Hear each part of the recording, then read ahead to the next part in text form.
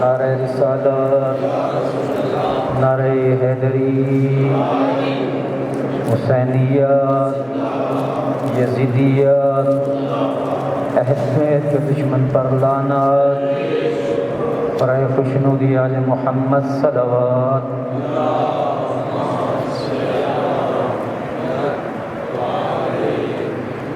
میرے محترم واجب الاحترام بزرگوں، نوجوانوں، حسب سابق، سب سے پہلے اپنے آپ کو اور اس کے بعد آپ مومنین کو تقوی الہی کے اختیار کرنے کی وصیت کرتا ہوں۔ انسان کے لیے پرہیزگار اور متقی بننے کے لیے خداوند عالم نے ہمیں ایک بہترین موقع انشاءاللہ نصیب فرمایا ہے، اور خود وہ آیت جو روزہ سے متعلق قرآن مجید کے اندر ہے، اس آیت مجیدہ میں بھی جب روزہ رکھنے کا فلسفہ بیان کیا گیا ہے کہ اگر کوئی انسان روزہ رکھتا ہے تو اس سے کیا ہوتا ہے، خداوند عالم نے اس روزے کو جو فرض کیا ہے، اس کا مقصد، اس کا ہدف لعلکم تتقون، تاکہ تم پرہیزگار اور متقی بن جاؤ۔ جس تقوی کے بارے میں، جس پرہیزگاری کے بارے میں ہم تقریباً ہر جمعہ المبارک کے پہلا خطبہ میں تذکرہ کرتے ہیں، انسان کے لیے پرہیزگار اور متقی بننے کی علامات میں سے ایک علامت جو ہے وہ کیا ہے؟ رمضان المبارک کا روزہ۔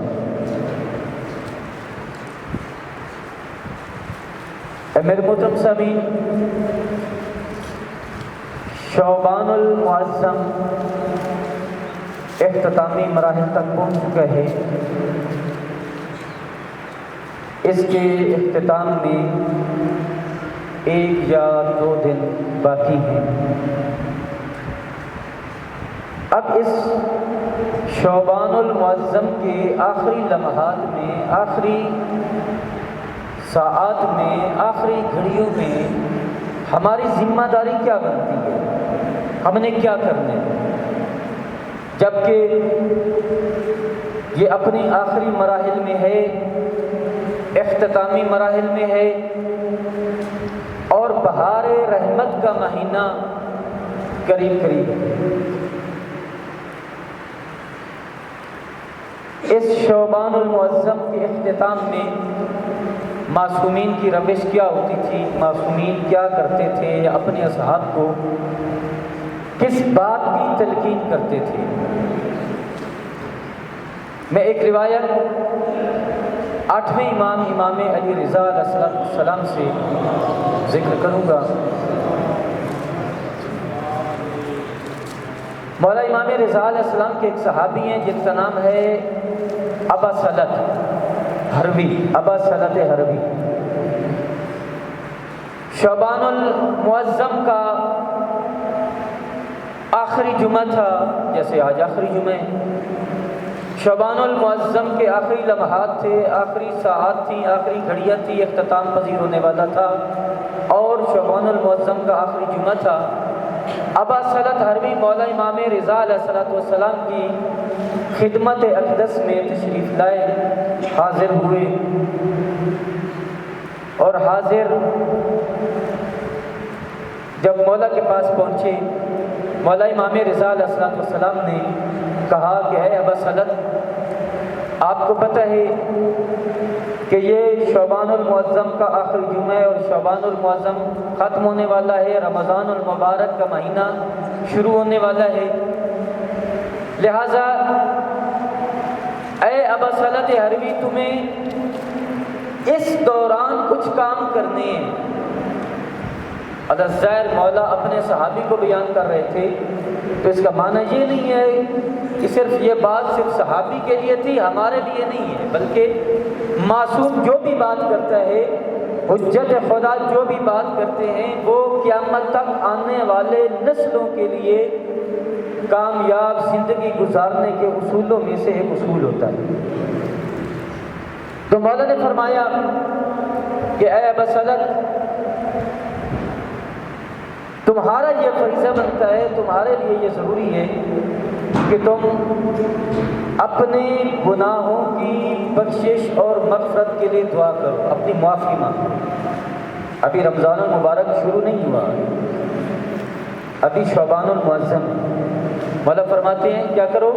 تم اپنے گناہوں سے معافی مانگو خداوند عالم کے حضور میں، اور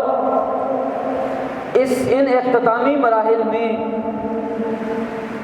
تمہیں جو کام خداوند عالم نے اور ان کے نمائندگان الہی نے جن کاموں کے انجام دینے کی طرف رغبت دلائی ہے اور رہنمائی فرمائی ہے، اے بسلط ان کاموں کو انجام دو اور پہلے سے بڑھ کر انجام دو۔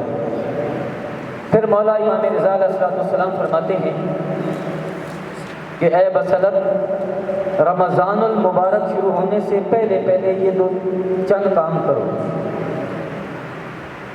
پہلا کام یہ ہے کہ کثرت کے ساتھ خداوند عالم کی بارگاہ میں دعا کرو، کثرت کے ساتھ خداوند عالم کی بارگاہ میں دعا کرو۔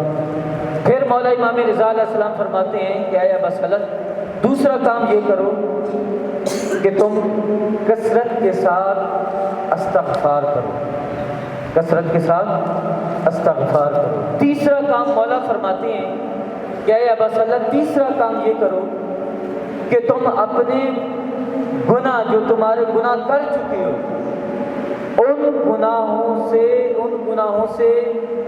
گناہوں کی خداوند عالم سے معافی مانگو، خطاؤں کی معافی مانگو۔ اچھا، سوال کرتے ہیں کہ مولا رمضان المبارک آ رہا ہے تو یہ کام تو ہم نے رمضان المبارک میں کرنے ہیں، آپ نے اپنے صحابی کو یہ کام پہلے کیوں کہی ہے کہ کثرت کے ساتھ دعا کرو، کثرت کے ساتھ استغفار کرو، کثرت کے ساتھ اپنے گناہوں کی معافی مانگو؟ تو مولا امام رضا علیہ السلام جواب دیتے ہیں کہ یہ جو تین کام ہیں نا، یہ اس وجہ سے ہیں کہ اے ابا سلط یا قیامت تک آنے والی نسلوں، اے بنی نوع انسان، تم جس ماہ مبارک کے اندر داخل ہونے والے ہو، جب تم اس ماہ مبارک میں داخل ہو جاؤ، جب ہو جائیں گے تو تمہاری حالت، تمہارا بدن، تمہارے قلوب پاک اور پاکیزہ ہوں اور خالص ہوں۔ جب آپ اپنی خداوند عالم کی بارگاہ میں حاضر ہوں اور پیش کریں، پہلے ہی لمحے تو آپ کی نیت بھی خالص ہو اور آپ کا بدن پاک اور طاہر ہو، بجائے اس کے کہ آپ گناہوں سے آلودہ بدن کو لے کر، بجائے اس کے کہ بغیر توبہ استغفار کے لے کر آپ خداوند عالم کی بارگاہ میں حاضر ہوں۔ مولا فرماتے ہیں کہ اس سے پہلے کہ تمہیں اس مہینے کے اندر تم آلودہ داخل ہو، بلکہ اپنے آپ کو پاک اور پاکیزہ، اپنے آپ کو طیب اور طاہر کر کے رمضان المبارک کی ساعات کے اندر داخل ہو جاؤ۔ پھر جب یہ کام ہم کر لیں گے، کیونکہ ہماری پہلے سے اس بات کی پریکٹس ہو چکی ہوگی، تمرین ہو چکی ہوگی، تو پھر جب ہم رمضان المبارک میں اپنے ساعات، اپنے لمحات، اپنی زندگی کے ایام گزاریں گے تو پھر ہمیں کوئی مشکل پیش نہیں آئے گی۔ لیکن اگر یہی کام رمضان المبارک میں کرنا پڑے گا تو پھر کیا ہوگا؟ پھر کچھ نہ کچھ مشکلات بنیں گی انسان کے لیے۔ لہذا معصوم فرماتے ہیں کہ رمضان المبارک کے آنے سے پہلے تم کیا کر دو؟ اپنے آپ کو طیب، طاہر، پاک اور پاکیزہ کر دو، کیونکہ ایک عظیم خداوند عالم کی بارگاہ میں آپ نے حاضر ہونا ہے۔ اپنے آپ کو تیار کر دو، اپنے آپ کو آمادہ کر دو۔ پھر رمضان المبارک مولا امام زین العابدین علیہ السلام اپنی کتاب صحیفہ کاملہ میں استقبال ماہ رمضان کی دعا کے اندر مولا فرماتے ہیں کہ یہ ماہ مبارک رمضان المبارک جو ہے یہ تطہیر کا مہینہ ہے، یہ اسلام کا مہینہ ہے، یہ طہارت کا مہینہ ہے، یہ اپنے نفوس کو، اپنے دلوں کو پاک اور پاکیزہ، طیب اور طاہر کرنے کا مہینہ ہے۔ تو لہذا وہی انسان اس ماہ مبارک کے اندر اپنے آپ کو پاک، طیب اور طاہر کر پائے گا جو پہلے سے آمادہ ہوگا۔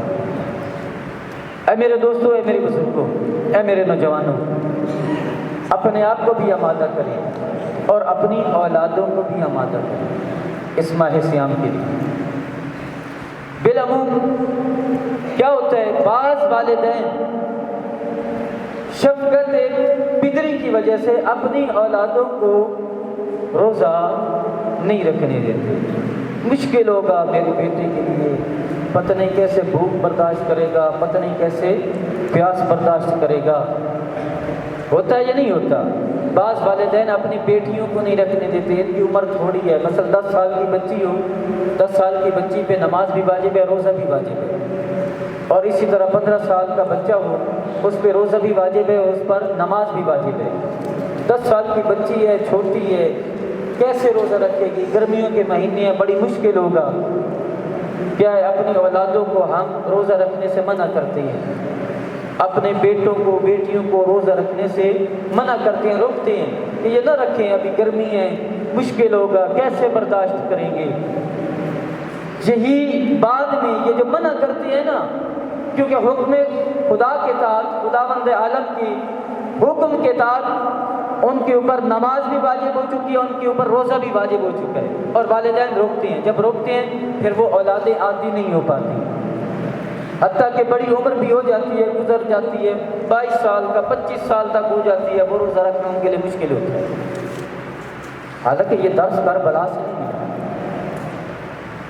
میرا سوال ہے ان والدین سے کہ جن کی اولادیں بالغ ہو چکی ہیں، جن کی بیٹیاں بالغ ہو چکی ہیں، جن کے بیٹے بالغ ہو چکے ہیں، اور وہ روزہ رکھنے سے منع کرتے ہیں کہ روزہ نہ رکھیں، مشکل ہوگا ان کے لیے۔ ہاں، اسلام اتنا سخت بھی نہیں ہے، اسلام نے رعایت بھی دی ہے کہ اگر کوئی روزہ رکھنے کی وجہ سے مریض ہو جاتا ہے تو پھر اسلام کے اندر چھوٹ ہے، ان روزوں کی بعد میں قضا کر۔ اسلام جبر کا حکم نہیں دیتا۔ تو میں عرض کر رہا تھا کہ میرا سوال ہے ان والدین سے جو اپنی اولادوں کو روزے نہیں رکھواتے، جو بعض والدین خود بھی نہیں رکھتے۔ اگر ہم کربلائی ہیں تو ہم نے کربلا سے جو روزے کا میسج لیا ہے وہ میسج کہاں ہے؟ کیا حضرت قاسم سے آپ کا بیٹا زیادہ اہمیت کا حامل ہے؟ حضرت قاسم کی عمر مبارک کتنی تھی میدان کربلا میں؟ 13 سال، 12 سال، 13 سال، کتنی تھی؟ 12 یا؟ پھر کربلا کی گرمی اور یہاں کی گرمی کے اندر فرق ہے یا نہیں ہے؟ حضرت قاسم جو 12 سال یا 13 سال کا بچہ ہے، میدان کربلا کی 3 دن کی بھوک اور پیاس کو تو برداشت کر سکتا ہے اسلام کی خاطر۔ کیا ہمارے بچے، ہماری اولادیں اسلام کی خاطر 15-16 گھنٹے بھوک اور پیاس نہیں برداشت کر سکتے؟ جو بالغ ہو چکے ہیں، جن کی عمر اور زیادہ ہے ان سے، کیا کربلا کے اندر 4 سالہ معصومہ جناب سکینہ اتنے سخت بھوک اور پیاس برداشت کر سکتی ہے یا نہیں کر سکتی؟ جناب سکینہ نے بھوک اور پیاس برداشت کیا یا نہیں کی؟ کیا ہماری بیٹی زیادہ اہمیت کی حامل ہے؟ کیا جناب سکینہ کی عظمت نہیں تھی کہ اس نے اسلام کی خاطر، ایک معصوم بچی نے، 3 سالہ بچی یا 4 سالہ بچی نے اسلام کی خاطر اتنی سخت بھوک اور پیاس برداشت کی؟ اور ہماری بیٹیاں 15-16 گھنٹے کی بھوک اور پیاس بھی برداشت نہیں کر سکتی؟ کیا ان کی اہمیت زیادہ ہے؟ اے میرے دوستو، اے میرے بزرگوں، اگر کربلا کے رائی ہیں تو کربلا والوں کے نقش قدم پر چلیں۔ آپ نے سنا ہے نا کہ کربلا کے اندر پورا کا پورا دین کیا ہوا ہے؟ زندہ ہوا ہے۔ پورا کا پورا دین کیا ہے؟ زندہ ہوا ہے۔ تو کربلا کے اندر روزہ موجود تھا یا نہیں تھا؟ روزے کی مثال ملتی ہے یا نہیں ملتی؟ ملتی ہے نا۔ بھوک اور پیاس برداشت کرنا یہ کیا ہے؟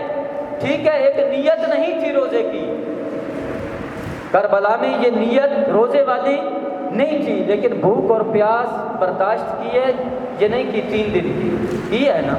جب ہم کربلا کے راہی ہیں، جب ہم کربلا کے نقش قدم پر چلنے والے ہیں، تو اے میرے دوستو، اے میرے بزرگوں، اے میرے نوجوانوں، خود بھی آمادہ ہوں اور اپنی اولادوں کو بھی روزے کے لیے تیار کریں۔